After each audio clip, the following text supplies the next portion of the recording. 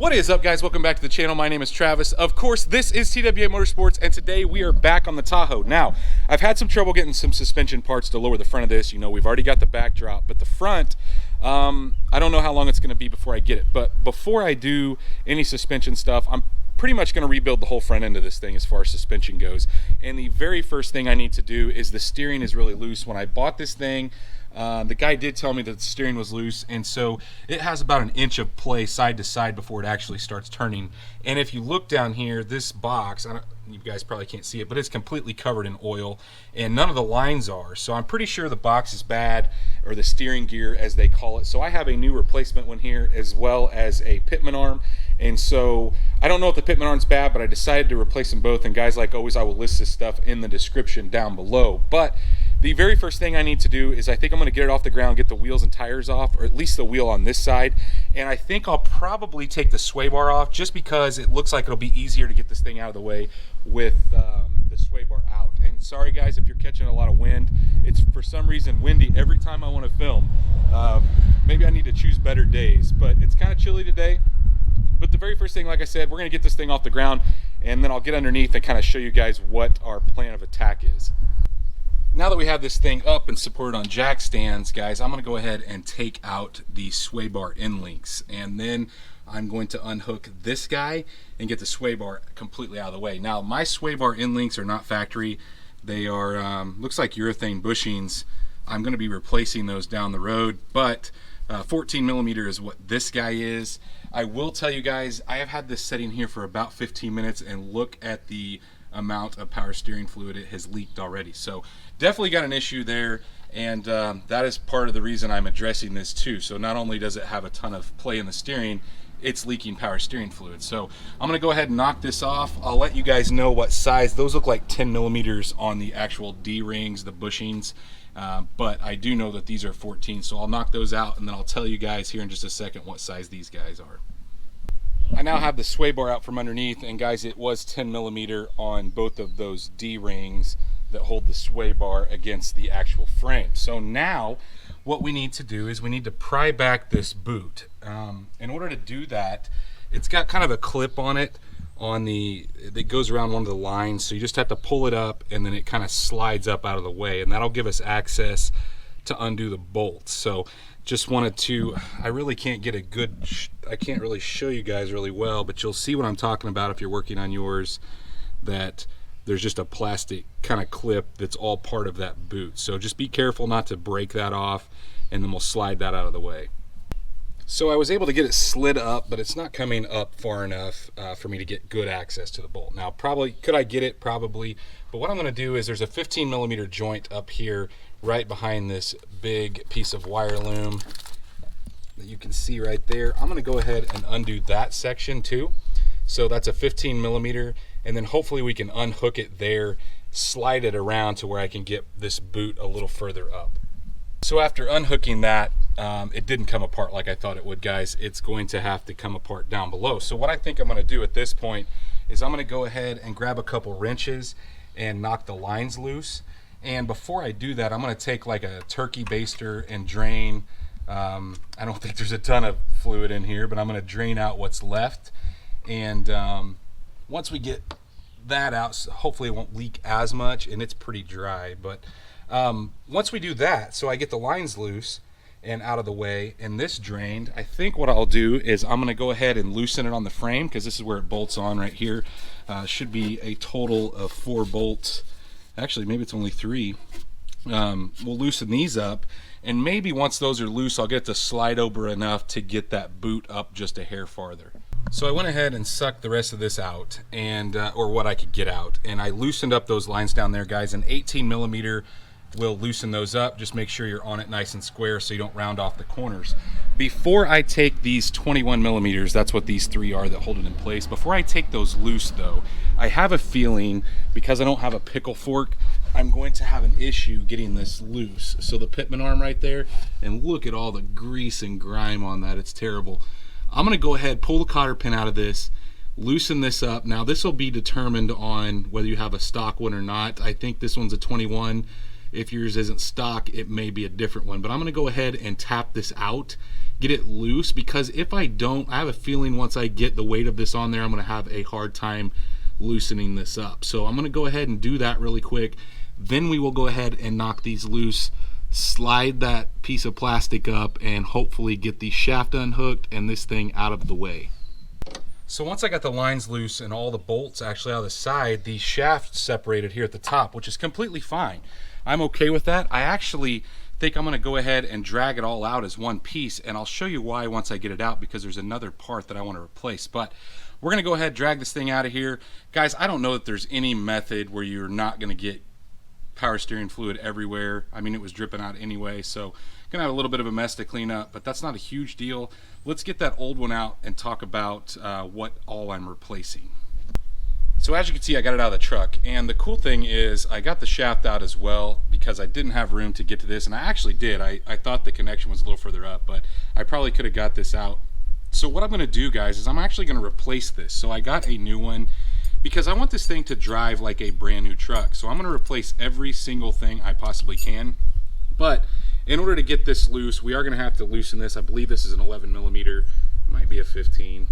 No, I think it's an 11. So anyway, we're going to loosen this, get the shaft out of the way, and I'm going to have to grind the heads off this and then push these pins out in order to get this into place. Now the new one bolts in place, so if I ever had to replace it down the road, this would already be finished. But this is pretty self-explanatory. We're just going to take the new one and put it into place, and I'm going to try to keep my alignment as close as possible. I'm not going to take this thing to an alignment shop. Normally, after you do this, you should take it to an alignment shop and get it aligned. But because we're going to be lowering the front of this, there's really no sense in doing that twice. So I'm going to go ahead, get this shaft out of the way, and then we're going to grind the heads off. I'm probably just going to use my Dremel because there's not a whole lot of head there, and we'll get that out of the way, and then I'll talk about how we're going to bolt this in, because there is some torque specs on this guy and where it goes onto the shaft. So I really think getting the shaft completely out of the way is the only way to replace this. I think it'd be a complete pain if it were in the truck, and it doesn't look like it's completely worn out, but it does. This one is rubber,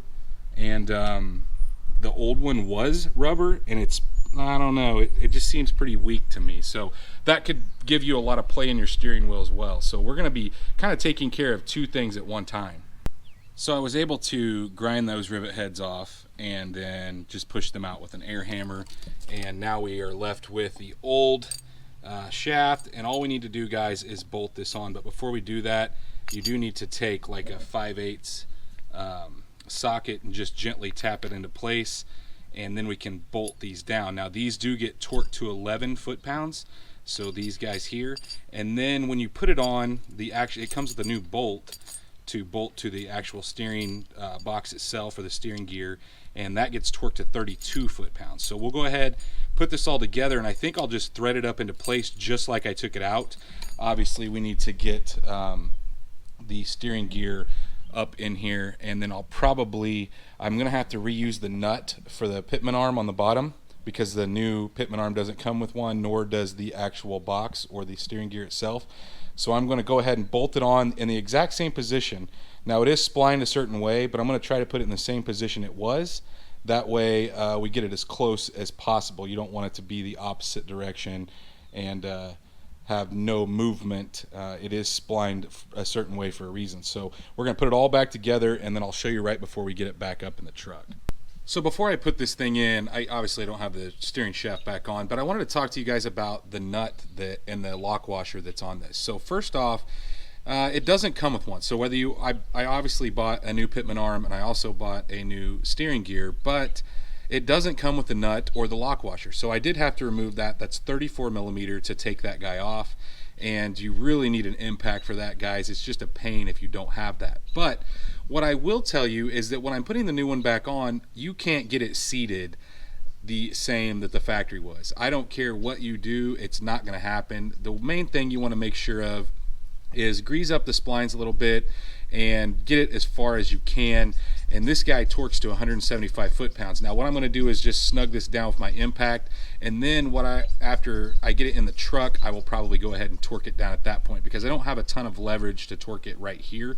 So I wanted to tell you guys that, because man, it was driving me crazy that it wasn't going on as far as the factory one, but apparently that is pretty common. So we're going to go ahead, put the steering shaft on, get this thing back in the car, and basically reverse that process. So at this point I went ahead and put the box back in place, and I put it all together at the same time. So I went ahead and put the Pitman arm in. I haven't tightened that up yet or put the cotter key in, but it is in place with the steering shaft. And you guys remember it's 32 foot-pounds if you replace that rubber bushing in there. So I went ahead and torqued that down before I put the shaft up in here. But now all I have to do is put the shaft up into the spot we took loose up above, and I need to hook up my lines. Now the lines did come with new gaskets, so there's little rubber seals that go on the end of those lines. I am going to replace those while I'm doing this, even though I'm going to have some power steering lines made when I do the LS swap. I don't think these will work. They might, but I'm going to go ahead and replace them while I'm in here. And those little caps, there's little caps that they ship it with. You can just unscrew those out with a little flathead screwdriver. It doesn't take much. Actually, you can almost do it. You can do it by hand. I started to do that, but then they dripped, and so I decided to leave them in there until it was up in the car. So I'm going to go ahead, get these back into place, get those new rubber washers or rubber gaskets on the lines, go ahead and tighten those up with my 18, and then tighten this guy back up with the 15, and we should be good to put the wheels back on. I'm not going to put the sway bar back on yet, and the reason being is because as you guys know, I'm going to be doing some more suspension stuff, so no sense in putting it back on because I've got new bushings coming for it as well. So I'm going to be taking it right back off. So for now, we'll just get all this button back up. I'll give you guys a look at it before we start it up and start to drain or bleed the system. So I have everything hooked back up and torqued to spec other than the Pitman arm. Now I torqued the Pitman arm to the splines. That's 184 foot-pounds, and that's a lot, guys. But I have not torqued the to the linkage. So the Pitman arm to the linkage, which is 40 foot-pounds. So I'm going to go ahead and do that, and we should be finished. I'm going to go ahead and pour fluid in it, and we'll check back in here in just a second and see if we have any leaks. Now that everything is tightened up, torqued down, I will say, guys, 100 foot-pounds is what the bolts go into the frame. I didn't talk about that, but that is what the torque spec is on that. And then I got everything tightened up. I put some fluid in. I'm using Redline. I've got a ton of this stuff laying around because I use it in everything. So that is what I used. I don't necessarily think you have to use that, but it is good stuff. I filled this up to where it needs to be. Now we're gonna see if we can start it up. I didn't put the wheels back on yet because obviously if there's an issue, it's just a lot easier to get to with the wheel off. So we're gonna start it up, and I did tape the wheel, I didn't need to, but I don't know, I guess I'm picky. In case it moved.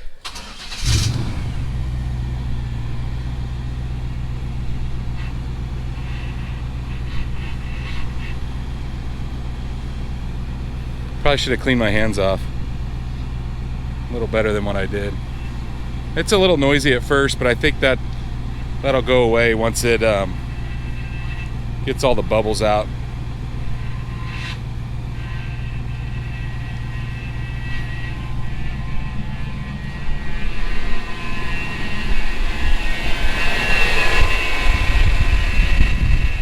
Doesn't seem to be leaking.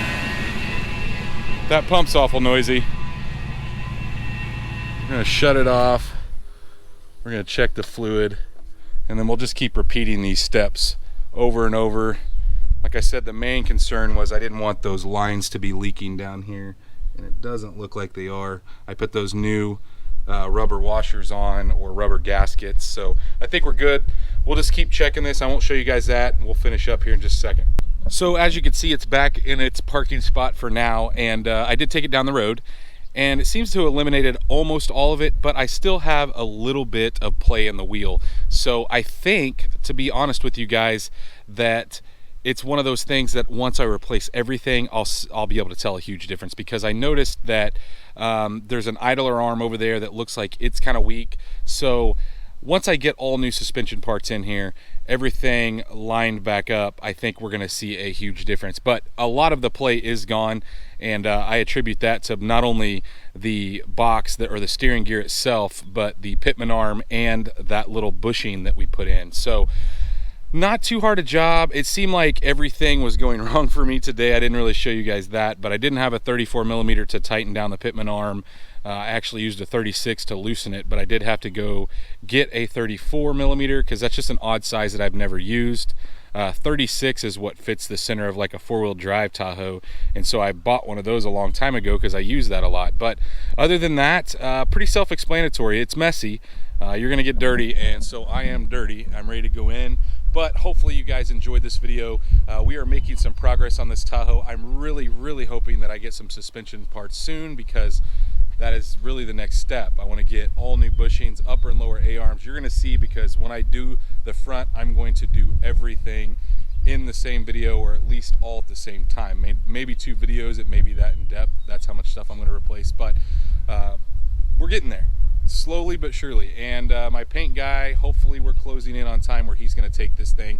I'm trying to knock out little things. I'd really like to start the motor swap, get the motor out and the other motor in there running before it goes to paint, but we'll see. If he calls me, I'm going to get it out there. I'm not going to have him waiting on me, that is for sure. But if you guys did enjoy this video, like always, please smash that thumbs up button. If you are not subscribed, guys, go down, hit that subscribe button. Make sure you smash that bell icon while you're down there. That notifies you every single time we drop a new video, and stay tuned to see what we work on next.